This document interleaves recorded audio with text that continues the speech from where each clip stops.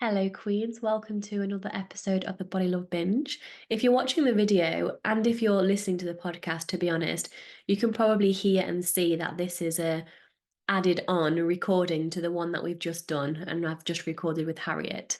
I'm not very well, which is why my voice sounds very odd right now.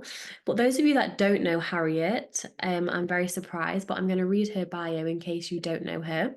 So Harriet Frew is an eating disorder therapist. She's a BACP accredited therapist who specializes in supporting people with eating disorders and body image. She has worked in the UK NHS in an adult eating disorder service and private practice since 2003.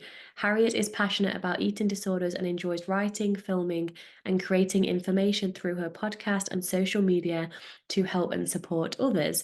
Harriet is dedicated to helping people recover from eating disorders and improving their confidence and self-esteem. She is supportive of an anti-diet approach and intuitive eating principles. So I asked Harriet to come on so we could chat about unmet needs and how that relates to eating disorders, how it perhaps encourages and is the root of eating disorders, and also how you can heal from all of those things. So without further ado, enjoy the episode, my loves. So Harriet, I reached out to you again to make this happen, and thankfully you said yes. I think it's really good to have a conversation around perhaps why eating disorders happen, our experience, little t traumas, like you suggested, that perhaps people don't know a trauma. So, shall we dive into why people don't feel good enough in general, do you think? And then tie it all into eating disorders? Yeah, let's do it. So do Okay. it, yeah. So should I just talk a little bit about perhaps why people might not feel good enough then and explore the different reasons? So yeah, I Yeah. think, as we're born in the world as a little baby, when you come into the world, you feel good enough, I think, don't you? You expect your needs to be met, you cry when you need something. And hopefully your caregivers can be very responsive and be attuned to you and give you what you need. But I think very quickly as we grow up and we're in society and we're within our families, we learn in a way, don't we, that to be loved often, it means meeting certain conditions. It means like being the good child or good at school or not arguing with your siblings or not being too loud. Or so I guess there's multiple ways in a way where we can get the message back that perhaps there's something wrong with me or I need to change myself to kind of gain the acceptance of people around me. And yeah, and I think we have like multiple things that influence us, isn't it? It's not just family. I mean, obviously our family of origin is very important, but as soon as we're going to nursery or we're going to school, or there's multiple influences, I guess, that influence how we feel. And yeah, I think from very early on, it's not often a conscious thing, but we start to feel there's something wrong with me. Maybe I'm not good enough, comparing ourselves to others. And yeah, I think it often starts. I think often people find, I think back to my journey, just even remembering quite early on, sometimes not feeling good enough. But yeah, I don't Yeah. know if you want to like add to that really. Yeah, I completely agree. It always starts younger, it always starts as a child, and I didn't understand that fully until a couple of years ago. I really started to dive into the root of everything, because I originally thought it was I just wanted to be smaller and to be skinnier, which did give more acceptance in my environment. But as I've started to dive in more within myself and my own healing, and as well as learning and getting coaches that are really highly educated in this stuff, I understand, like you said, it does start right from when we're a baby. And I guess it's also human nature as we grow to compare, right? Because when we were living in tribes, if we weren't accepted as part of the group and we got rejected, that could literally be a matter of life or death. Yeah, no, absolutely. Like devastating. Like, yeah, you would die, wouldn't you? If you were eliminated from the tribe, you'd be out in the cold, rejected. Yeah, it would be pretty bad. Yeah, So and but now we do it on social media, and we're obviously not going to be rejected from a tribe because we live in completely different circumstances now, but trying to be good enough, trying to fit in, when society, in my opinion, creates a problem, creates a solution to a problem, and then sells us the solution to fix a problem that they've created. An example, cellulite cream. If cellulite wasn't a problem, we wouldn't need cellulite cream to fix the, in quotes, problem of cellulite. So it's just really interesting. It starts from childhood, but then, of course, the world we live in general, it just mirrors back to us. It tells us, first of all, that we're not good enough. And it keeps reminding us that if we buy this, do this, act differently, get a photo app, have all these filters, then at least we will feel good enough, when the joke is we're already good enough as we are. Yeah, no, it's so true, isn't it? It's sort of the society we live in just absolutely feeds us back those messages. And I think people fixate on different things, don't they? It might be your academic thing, it might be how you look, it might be what number you are on the scales, it might be how unwrinkly you are. I don't know. There's multiple ways, aren't there, to judge Yeah. ourselves. And it's interesting, what you've just said has reflected back to me something that I realized only a few years ago. When let's say, for example, my story, it wasn't said in a nasty way, but I was the dumb blonde. I was the pretty blonde, but the thick one, like blonde jokes were made to me all the time by my dad and my family. And they said it in a harmless way. But as a young girl growing up, I got conditioned to just believe that I'm pretty, so that my value was to be pretty and to be slim and to be attractive, so that one day a man can take care of me as long as I look a certain way. So because I didn't think I was smart, I overcompensated with the beauty side of things, because at the root I had this big fear of not being good enough, which is, I think, 99.9, I think it's 100% of people's fear when we start to really dive in. So I overcompensated the beauty side of things. And I've seen this in clients, not always, but it's either one or the other. So they either try and overcompensate the beauty and the aesthetic side, or if they were told like they're really smart and like massively praised for getting good grades, they will really focus on being perfect and getting the best grades. So it's like when we're mirrored back to us that we're perhaps lacking in one area, we overcompensate in another area. Did you experience that in your life, Harriet? Yeah, well, I think it's quite interesting. I think my experience in some ways was similar, in some ways was different. Like, I think, when I was growing up, in some ways I was quite protected in a helpful way. I look back now and I was almost like really quite innocent, and like I was very body neutral, very appearance neutral, really, I think, and until I was probably about 16, 17. But it was a lot about not being good enough in terms of like, I mean, I was quite academic at school, but my family didn't value that. My dad, like, you would actually say to me, I brought you up to work on the farm and, take on the farm from me and do your duty. And, this was very much his, his dream for me, I guess. And he'd been very much pushed into that himself, and never been able to really, never had the chance really perhaps to really do the work, reflect on things, recognize how conditioned he was. So he just kind of repeated the whole pattern with me, really. Yeah. So it's really interesting. So in a way, I was getting kind of like validation and acceptance at school for being kind of, okay, I wasn't like massively clever, but I felt good enough at school and stuff. But I guess that just didn't match like what my dad kind of wanted and those expectations. So yeah, so it's kind of interesting, really. So I suppose I was trying to, compensate by, I was trying to be the really good girl for my dad almost and go along with that. But it was so incongruent from, my heart. So I got myself in such Yeah. a dilemma and such a conflict with it all.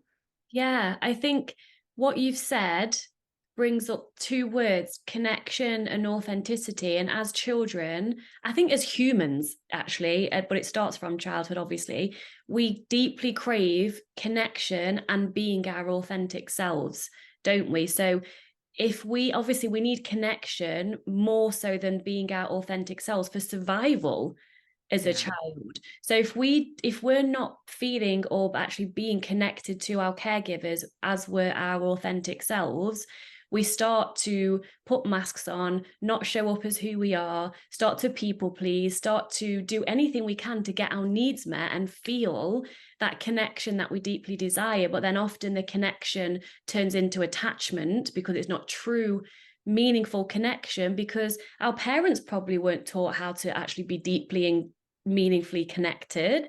And like you said with your dad, it's interesting that he just of course this is what we do until we're aware of it, repeat the pattern that he got given as a child onto you. And because you're a cycle breaker, if you weren't, you would have just repeated the same patterns again to your children. So I think we just crave connection and being our authentic selves. But I've never met anybody who's had both of those without having to go through stuff first. Do you know what I mean? Yeah, no, it's so interesting, isn't it? Kind of looking back, because I think as well for me, I mean, I think we all crave to be our authentic selves, don't we? Yeah. Every human being has that desire and need. But I think I realized for myself that's almost like one of my absolute number one values. So when I have to squash that down, I am just in like a rage, really. I mean, I wouldn't be showing that to the world. I'd be still Yeah. very kind of people pleasing, the good girl. But inwardly, I was literally like this volcano that was about to explode. I resonate so much. And I'm curious because without going in, this isn't a human design podcast, but Harriet and I, if anyone has heard of human design, are both manifestors. And our opposite self theme, which basically means when we're not being our authentic selves, we feel that rage within.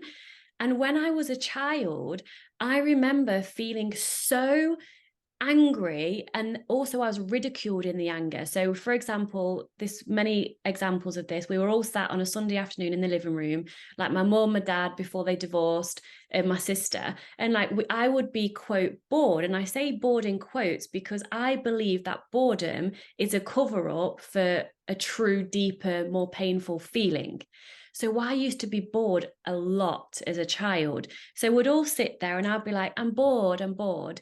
And so they would almost like, well, what shall we do? Always, it would be all my decision to try and come up with something. And then when I couldn't, they would start to laugh when I'd get really angry and frustrated. So in this deep, heated, like rage, I was just ridiculed and just laughed at. And I remember then actually physically crying because I was so overwhelmed and did not know how to feel, and I was being ridiculed in my deep feelings.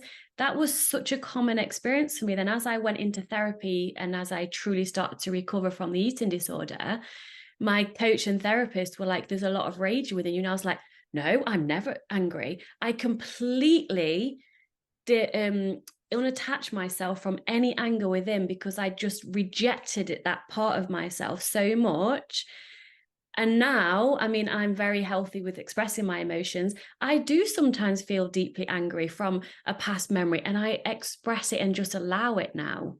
So I'm curious if you were angry as a child and if you were able to be held in that anger, or if you were ridiculed too. I resonate a lot with what you were saying. I mean, I think definitely was ridiculed, humiliated, shamed a lot for just expressing my true self. I think, let alone if it was anger. I Mm, very much felt I had a role in the family to be the kind of good, pleasing girl.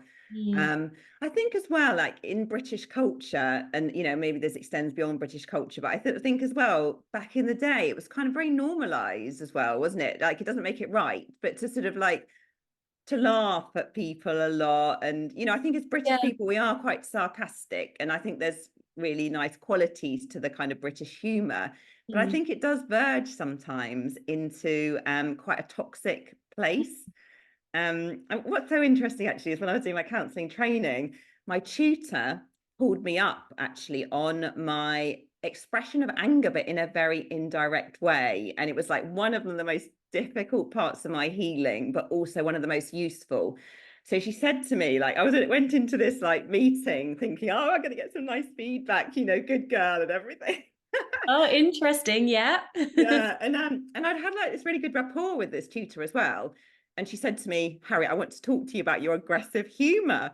And I was a bit like, oh, that was like a punch in the chest. And because I was so disconnected, but actually, I was actually quite angry with this tutor about certain things. And I wasn't expressing it directly, but I was kind of using humor And it was quite subtle. It wasn't to the extent that it'd been with my family dynamics, but she really picked me up on it. And that was a real kind of turning point for me as well, in terms of realizing, actually, Harriet, you're not expressing your feelings openly. And actually, you're repeating old patterns here. You're kind of using humor in a ha way, but actually, the tutor's not finding it funny. The tutor's saying, actually, some of the things that you've been saying, actually, I felt, oh, that doesn't feel good. Yeah. But that was massive learning for me, because about the time I literally like burst into tears and was devastated, and then like ranted to the whole course about how terrible the tutor was. That's funny. But you were then able to reflect and learn from it then. Yeah, definitely. But I think that was just such a pattern I was stuck in. I was so like the kind of the pleasing good girl who kind of gets on with everyone and everyone likes, but I didn't express like the whole other side of me in a really unhelpful way. And it was leaking out like with the Yes. tutor, but I think as well leaking out in just sort of like I'd be a bit passive aggressive or being a bit stroppy, I wouldn't say directly. Mm. But also feeling no permission to have that anger. Yeah. I don't know if you relate to that, but just in a way feeling very guilty for having that emotion. So it's quite a block to processing it and then dealing with it in a healthy way.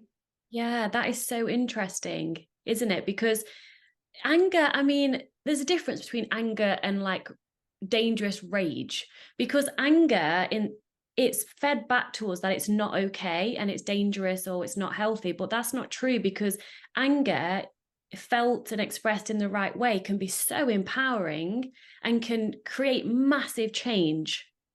In fact, thinking back, as I'm speaking out loud, I think anger was one of the things that got me to full recovery, because you may have heard me say time and time again, one of my mantras was, and I have to swear because it brings the anger passion, whatever it fucking takes. So I was so almost angry, not necessarily at myself, but at the life I was living, constantly starving and then the binging and the hating my body. I was so done with it. And I was so angry that I was there, because I was also a perfectionist and I won everything I did. And if I did something, I did it the best. So that kind of characteristics helped to get me through to recovery, because I was like, right. It was that kind of like anger determination of like, I'm going to change this now and it's going to be hard. And I also don't care, because I'm used to fighting. I was used to fighting and just keeping going and going and going. And again, everything that helps you to create the eating disorder in the first place is everything you need to get you out of it. And then I started to change my values of like, okay, maybe determination and resilience is not my top values anymore. It's love and acceptance and abundance. So what do you think? And we'll go into, I think, next into little t trauma, like complex emotional trauma, which is what people aren't necessarily aware of. But before we do, Harriet, what characteristics do you think got you into the, not was the cause, obviously, but that created the eating disorder for you? And were they the ones that got you out of it when you chose to recover? Yeah, no, interesting. I mean, I think, what got me into it was so much about just wanting to be accepted, people pleasing, Mm. being very sort of passive, losing touch with myself. I was kind of really going down that path. And it's interesting because I guess I'm quite different. The difference that I experienced perhaps when I'm hearing you talking about your eating disorder is I wasn't ever really a perfectionist. Like I'm not really. I definitely am quite driven, and I'm probably quite competitive about some Mm. things. But I'm not a perfectionist at all, actually. And then the way that kind of saved me in a way, because if I was never someone who was counting calories or fixated too much on the scales, or I was very much kind of valuing being thinner, but it was Mm. in a much more kind of like global kind of non-specific way, which is really Yeah. interesting, isn't it? So I guess what got me into it as well, trying to get back to your question, I mean, it was a lot of like the suppression of anger feelings, my authentic self. And I guess when I turned that on its head, Absolutely. I mean, the anger for me was a massive positive fuel Mm. to really realize actually I want more for my life than this. Like it gave me such a big, always had like a lot of hope, and I had a lot of belief somewhere in myself that although like I simultaneously felt completely not good enough and worthless and a mess and like unlovable and all over the place, and I knew that I was going to recover, and I knew that I was going to like help people. And I very much had a very strong thread, even amongst all the chaos. So it's interesting, isn't it? Yeah, I mean, I'm reflecting back as you're speaking, and I'm curious if I had that. I think, I don't know if I had that knowing. I just looked back on my life. I was kind of coaching myself without realizing it. If you look back on your life, and this is, I guess, to everybody to support them perhaps to take in that first step, where you are now and where I was, I had made that happen. So in life, if we take full responsibility, not blame, because of course we're going to go into childhood stuff shortly, but I have been at cause of everything that's happened in my life. So going back to everything I quote used to win whenever I would put my mind to something, I knew I could get stuff done because I've got proof throughout my life that if I want something, I will work it out somehow if I want it enough. If I didn't want it enough, I wouldn't even bother because I'm either not now, but I was either doing it and winning and being the best at it, or I just wasn't even bothering because I didn't want to be average because that was the biggest insult of all, to be average. Now I'm happy to just be in the middle and be in the grey area. So I looked back and was like, right, I've got evidence that I've done this, this, and this in my life. I don't 100% know if I can recover, but I tell you what, I'm going to give it all that I've got. Because then at least if I've given it all that I've got and then I quote fail, at least I can then go back to restricting and be perfect at restricting. But I didn't want that anymore. So I just gave it everything. So I think there's that shift that needs to happen within. Have you read Lithia's book, Rainbow Girl? Yeah, I've got it here, Yeah, I've but got, yeah. but So, I've only read the back so far. oh, okay. So when you do read that, and I've finished reading it recently, the pattern I saw in Lithia's life was she'd been put through treatment after treatment after treatment. She didn't actually want to recover, which is why the treatment didn't work. But Yeah. towards the 3/4 way through the book, it was so interesting. I don't want to ruin it too much for you, but someone said to her, "You will never recover. You just got to live with the eating disorder." And she rebelled. So that was the best thing that could happen to her. And you and I are both natural rebellions being manifestors. Someone told her she couldn't do it. And then from that moment, she decided to recover and prove that she could. And she did. Yeah, no, incredible.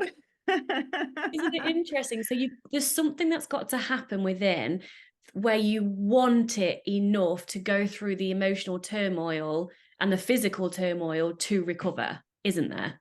Yeah, it's so true, actually. And it's so interesting reflecting on your story, because it sounds like for you, maybe just in terms of more how your personality is in a way, like you, I think you were probably a lot more self-aware and reflective when you were in your recovery, and it sounds like you were kind of, you got very focused and very determined. Whereas for me, it was a bit more like, and it makes a lot of sense thinking about it, I'm a bit more of an intuitive, feely kind of person. So I wasn't so much specific about it at all. I was more like, it was more like a knowing, a feeling, an Mm. intuition that led me. But in a way, we were walking similar paths, but perhaps driven by how we were interpreting it and making sense Yes. of it in different ways. Yeah, I love that, Harriet. So I would love to get into all the little T trauma and the word abuse because when I was going through my recovery, and this has only all happened in the last 2 years when I've really started to educate myself and truly understand what all this emotional trauma stuff is that professionals were talking about that causes the eating disorder. So when I used to hear the word abuse and trauma, I automatically thought if someone was abused as a child, it would mean sexual child abuse, physical abuse. If I heard the word abandonment or neglect, I would assume it would be locking your child in a room and not feeding them. But actually, the more I've delved into this and understood how this has played out in my life, I understand that me being my mum's best friend is not healthy. You know, as an adult, that's fair enough. Like, you're both adults, you've grown, you know, you've gone your separate ways. But as a child, being your mum's best friend, and this was my experience, being completely enmeshed with my mum, and she would say things when I was crying. She would say things like, "Oh, don't cry, you make me sad when you cry," which, and I want to say that I'm not blaming my mum. My mum and dad loved and love me with all that they have and know how to love. They love me with all that they have and that all that they are. But my mum was actually abusing me, and she didn't realize it, because enmeshment is abuse, because it's using the child to make her feel better. So, for example, when she wanted a hug from me because I was upset, she wasn't hugging me because I was upset necessarily. It was because she was so upset because I was upset. Hugging me would also make her feel better. And I mean, there's so much I can say about this. She used to say all the time, and again, she didn't know she was doing this to harm me in any way. "Oh, we're so alike. You're so like me. You're like a mini me." And obviously, then I would just copy everything she did, which is when I started my first diet. She was the biggest people pleaser I've ever met in my entire life. So, of course, I also learned how to be the best, most perfect people pleaser. And I was being, like you said, you were so far away from your authentic, true self.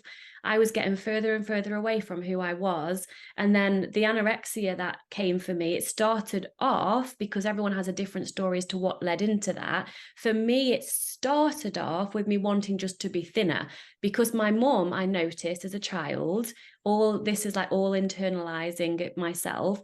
Oh, when there's someone who is in a large body walking down the street, my mom always has to comment on their large body. And then when someone's pretty and beautiful and thin, she always comments, and, you know, she's liking that. And so my child brain was, if I'm as thin and as pretty as possible, I'm going to get even more love and validation from my mom. And so I started off just wanting to be thinner.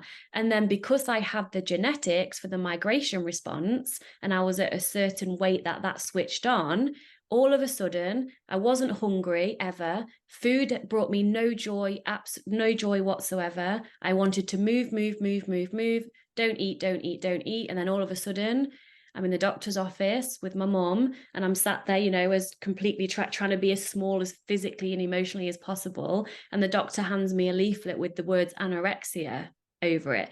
And even now, like, my heart is still, that the I can't describe the feeling when, and I don't know why I'm getting emotional right now, the leaflet that I saw, and then all my mom and the doctor just staring at me, and I was in denial, and I was like, no, no, no, no, that's not, I'm fine.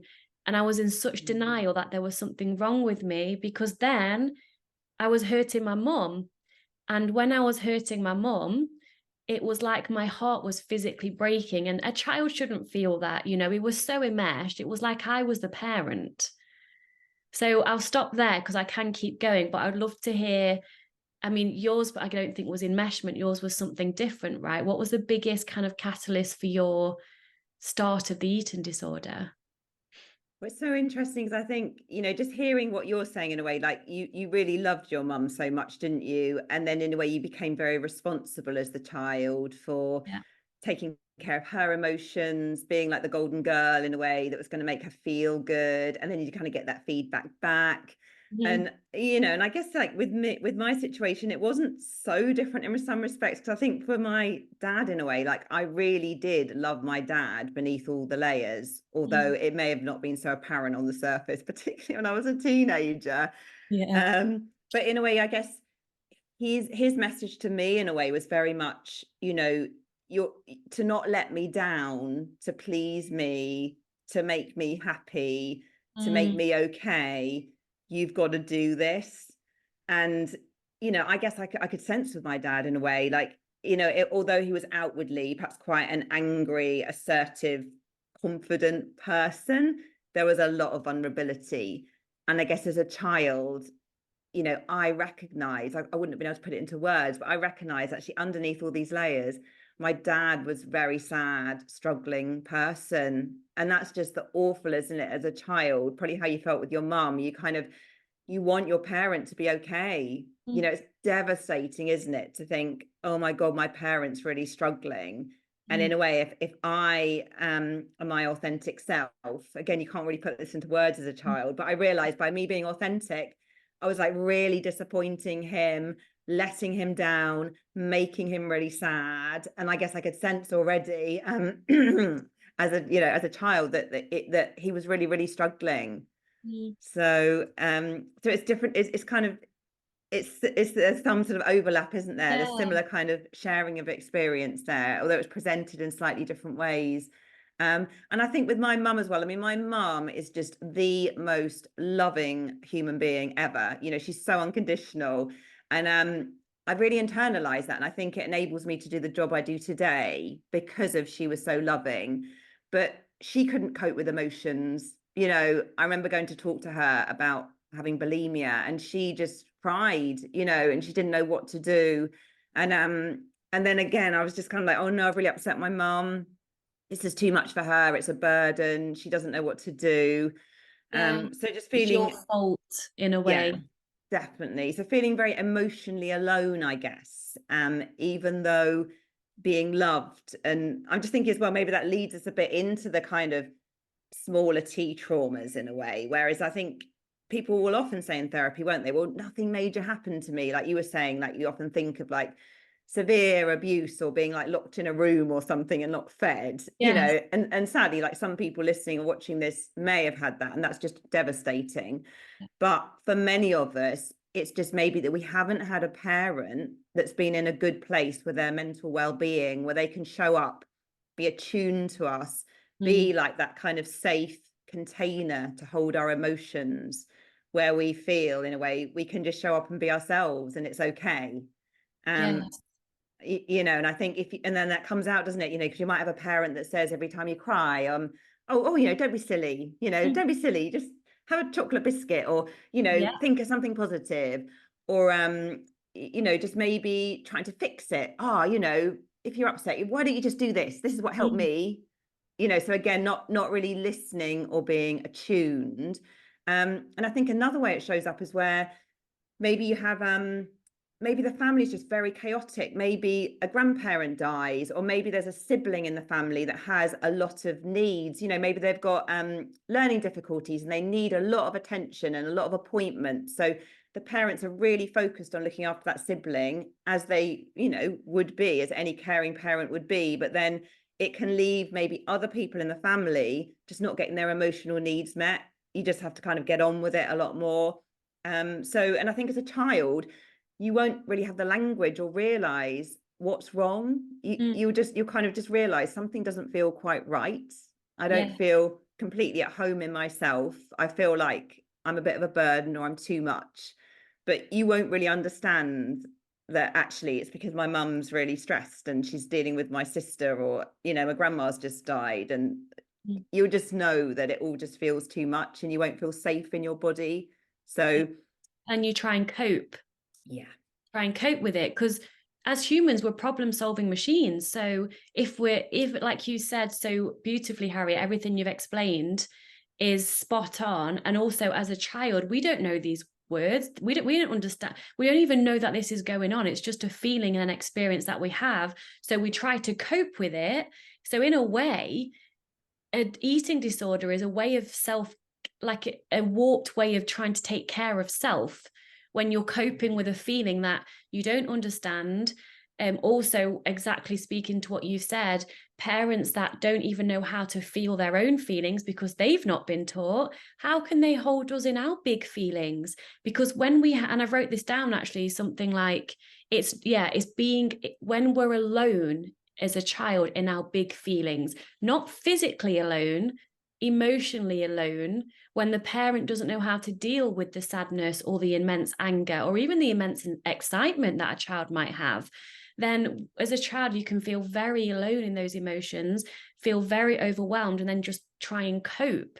So the anorexia again was because I wanted to be thin, but there was a part of it of like, I can control my little environment. So my grandma had died. My mum was extremely upset, again, because of the enmeshment. Seeing my mum was upset, it was like, oh my God, how can I fix her being happy? I can't. I'm just going to try and do something and control something.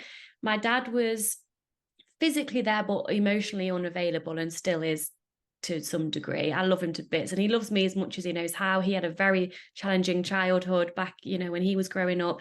So he was kind of emotionally not there at all. So the eating disorder was quite a comfort in a way. It was my little world to focus on numbers, to focus on weight, to focus on things that kept me busy, other than actually feeling and experiencing the trauma of what my life was at that point. And then it just spirals down there. And then before you know it, you've got people saying to you, you're literally going to die. If you don't eat, you're actually going to die. And then my mum was then taking antidepressants and she was having breakdowns. And I think, honestly, in a way, the enmeshment that I had with my mum started my recovery from anorexia, because it wasn't necessarily for me. It was, I can't do this to my mum anymore because she can't cope. So in a way, again, the enmeshment wasn't a great thing, but it was exactly what got me out of the anorexia, which then did lead into bulimia and binge eating. But that's another story in a way. How did you start to recover from your bulimia? Was it a choice or just an intuitive, natural kind of steps? Yeah, I mean, it was a choice. I mean, it's interesting for me. I had a very brief phase of being an anorexia nervosa, um, literally probably about 3 or 4 months, actually. So I very quickly went into bulimia. And then everyone around me, in some respects, then thought I was fine. So, Oh, which was like pros and cons of that, I guess, because in a way, it kind of got everyone off my back. And, but yeah, it was, but interestingly for me again, like I really knew I was going to recover. Like I was trying to recover, probably like had 2 or 3 years of absolute chaos and eating disorder. And then I was quite determined to recover. And initially I was doing it more through kind of willpower, then I started having some therapy. It was a messy old bumpy old road, but something within me just knew that this wasn't going to be my life. So yeah, and I don't know where that came from, because as I said before, simultaneously I felt just hopeless and unlovable and unworthy and everything as well. But I think, again, for me, like talking about the enmeshment, one yeah. thing that really helped me is I went to Australia when I was 23, and that for the first time gave me physical distance from my Mm. family. I was able to actually think for myself without all these kind of voices and opinions. I then wrote a letter to my mum and my dad, actually, and just expressed a lot of how I felt about things. And it wasn't the kind of, like, I was kind of hoping for the perfect letter back where everyone apologizes, and Mm. it didn't happen, actually, but it was very, very helpful, because my dad actually wrote back to me. And I could tell from that letter that he did really love me, but also some of the things he said in the letter, the penny dropped for me, and I just realized this actually isn't about me. It's about how he's looking at the world. Yes. Yeah. As with everybody. As with everybody, yeah. But that was a major kind of catapulting step forward. It wasn't like, oh, I wrote the letters and off I went into the sunset. I Mm. was still struggling for a few Tipping. more. But I suppose it's almost like, as part of the kind of healing journey, it is really important, isn't it? I think, as and when you're ready to go there, to Yeah. get in touch with perhaps the ways that you didn't get your needs met in childhood, and being able to kind of go there. And that is painful and difficult, and it Yeah. will bring up rage and distress and upset, and sometimes it feels a lot worse shorter term before it feels better. But we can't shortcut that, can we? You can't jump into a place of peace and compassion for all, and love and acceptance. You have The to kind of go journey. through that. And I don't know if you do relate to that as well. So much, because when I said I started recovering from the anorexia, and then that was from the age of, I mean, I developed anorexia in the age of around 11, 12. And I would say at the age from about 17, I was weight restored enough to not have the anorexia genetic switched on, which meant, again, I could enjoy food. I wanted food, but because I'd only addressed the actual physical symptoms of the eating disorder, and I was just eating with structure, then that's why it turned into bulimia and binge eating, because I hadn't actually addressed the root of everything. So it wasn't until, interesting, you said you went away and you created physical distance, because when I was 30, which I can't believe was only 6 years ago, I moved to the Netherlands to be with my now husband. So I physically moved, even though I didn't live with my mum, I was always close to her, like literally 2 minutes down the road, or like totally seeing her every day. I physically had to leave my environment without knowing I had to, but this was my path to start my true healing and get to the absolute root cause of why this all happened in the first place. Because with mental health and with mental health support, obviously when our parents were children, and then when their parents were children, it wasn't talked about or it wasn't supported. So for instance, my grandma, who would look after me and my sister 5 days a week, because my parents both worked full time, my grandma had severe mental health issues, and if I cried as a 2-year-old, she would just lock me outside till I stopped crying, and then she would let me back in again. And that was laughed at in our family because it was just seen as funny for some reason. So I thought that was funny too, until a couple of years ago when my therapist was like, that's extreme abuse. And I'm like, no, it was fine. It was funny. I didn't stop crying as a problem child. So they just locked me outside. But that's not okay. So we deflect with humor as well a lot when there's a deeper pain underneath. So going back to me moving away, I had to physically leave the environment that I'd brought up in, like you said, with all the noise and all the opinions and the family dynamics, that when you do get together, I was automatically like a child again, in a way. And so I started my true healing journey. And the biggest thing that came up for me, first of all, I remember saying to she's now my coach actually, I was talking about my childhood and I was saying things like, oh my God, that's so fucked up. And she said to me, if that wasn't fucked up, what would it be? And I was like, oh, it's sad. And then I was like, I was trying to deflect again with like humor. And then when I allowed myself to go there, Harriet, I was heartbroken. My whole world, the fantasy childhood I thought I'd had, was just destroyed. And then I had to grieve that, but then I also had to grieve the childhood I should have had with my needs that should have been met. I mean, the word should is, a bit disempowering because they were doing the best they could. But there was when you said it will be sad and it will be challenging, it was literally emotionally and physically heartbreaking. And I felt very lonely. But now I understand that my parents are just human. And they did the best with what they knew and what they could. And I have so much compassion and understanding and love. And I spend so much time with little me now. So whenever I'm feeling something and something just doesn't feel, and I feel like I'm overriding little me and just quote, getting on with it and just being busy and just pushing harder, I now stop and just connect with little me and say, hey, sweetheart, I'm here. What do you need? How do you feel?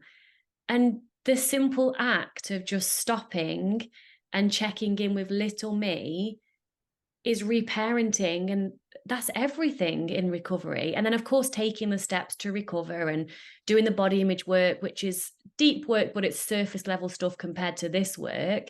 All of it together creates true lasting healing, but it's a heck of a journey. I've heard of, and I'm curious about your thoughts on this because I really disagree with this. I've heard of a therapy that's called, oh my God, of course it's lost my mind and I can't think what it's called. Something like rapid resolution therapy, it's called. It's a new thing. And apparently you can heal all of your trauma in like one session without even feeling what you felt back then. How? Yeah, so interesting, isn't it? I mean, I think I'm imagining, I think the rapid resolution therapy is some probably kind of type of hypnotherapy, maybe, is it? Or I don't think know. it's all combined, and it's from a source that I trust, a girl called Manifestation Babe, Catherine Zinkina.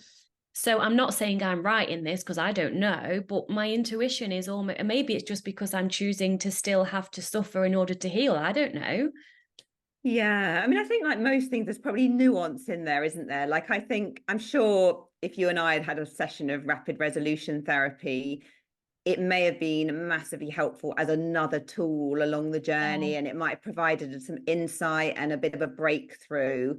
But I think this work is process stuff, isn't it? Do you know what I mean? It's like the Yeah. stuff that we experience as little children, you know, it takes years, doesn't it? We're like little sponges absorbing Mm. it all. And if you've had that drip, drip, drip of not good enough, sadly, you can't just flick a switch Mm. overnight.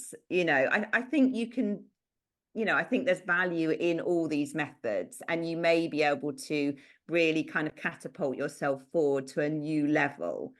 Yeah. But it's ongoing work, isn't it? I think every day to really notice, Mhm. you know, I mean, I think you and I, you know, we've done a lot of work on ourselves, haven't we? But I know myself, there's still things in my life that might trigger the Mm. I'm not good enough to this day. And like you say, you have to kind of reparent myself, tune in with myself, be very compassionate to myself, and realize, you know, of course, that's why that's coming up for you, because that's your vulnerable spot. What is Yeah. it that you need right now?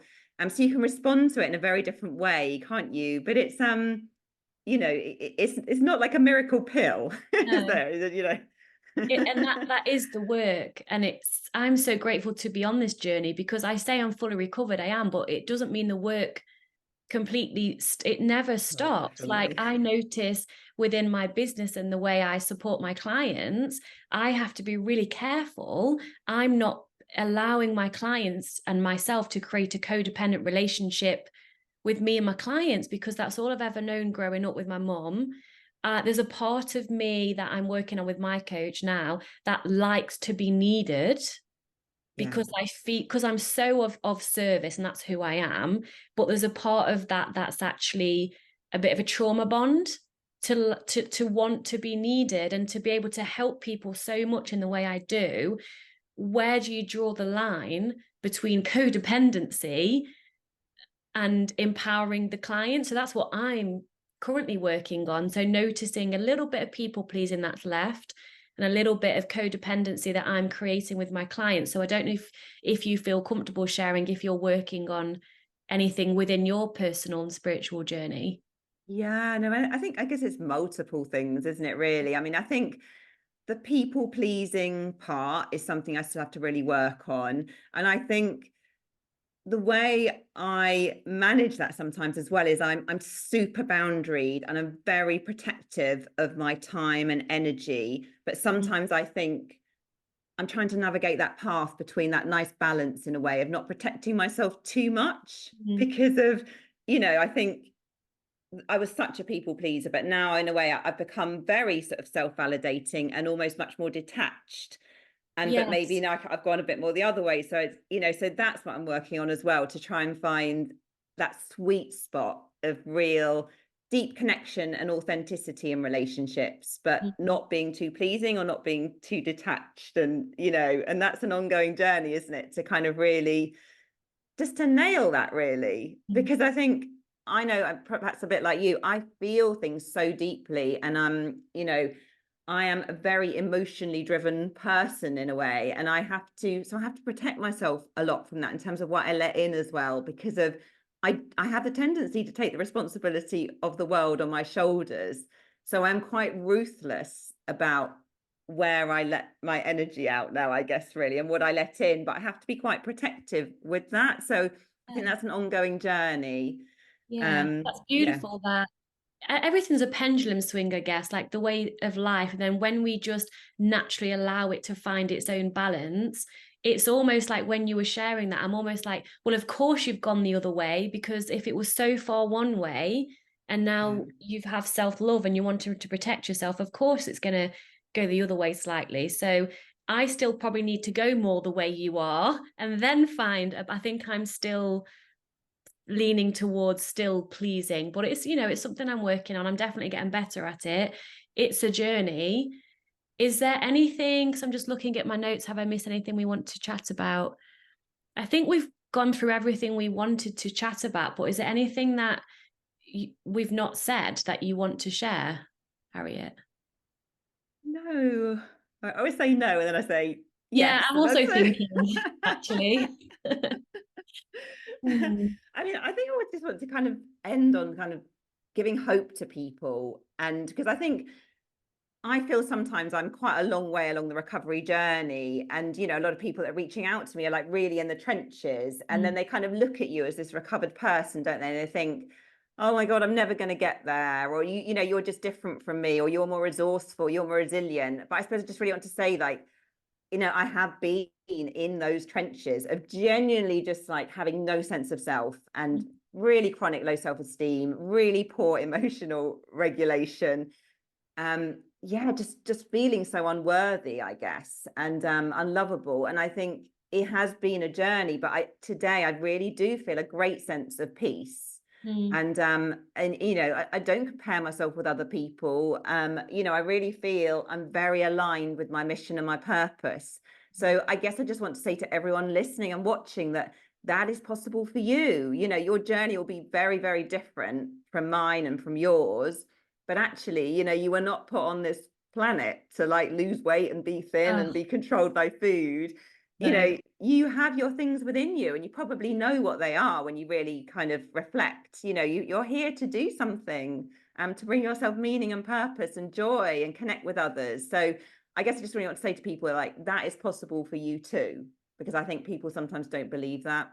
Yeah, I thank you so much for sharing that, Harriet, because I felt exactly as you felt, unlovable, unworthy, no sense of self. I had to ask my mum everything.